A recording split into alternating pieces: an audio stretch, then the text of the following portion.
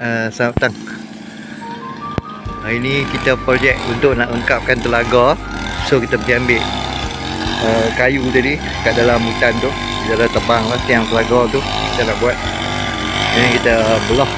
Ni nak belah kayu pula ni. Atap tu kita pakai kayu ya. Kita belah pakai kayu ya. Bayang kayu ni 2 batang, 4 batang. Ha ni. Kita heret dengan motor ni. Pakai motor scram tu kan. Ini pun sama juga. Buat 3 trip. Oh, boleh tahan. So ini kita belah. Kita nak lengkapkan telaga punya atap tiang 2 batang. So kita pakai tiang besar ni lah. InsyaAllah tepi telaga tu kita akan ikat batu sungai batu sungai.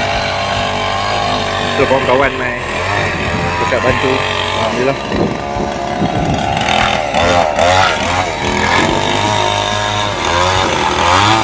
Tak mudah nak buat permainan klasik ni. Wah. Permainan klasik ni tak semudah ni, memang kena very tough lah. Kena semangat. InsyaAllah nanti siap, nanti kita akan tunjuk lah. Nanti kita pasang dulu lah. Kita pasang tiang dulu, baru kita boleh ikat apa batu sungai tu. Dan atap dia kita buat konsep lain lah. Orang pakai atap ni, kita pakai kayu. So kita belah tu, kita nak buat atap tu. Cara kita lah, nanti boleh tengok InsyaAllah. Alhamdulillah.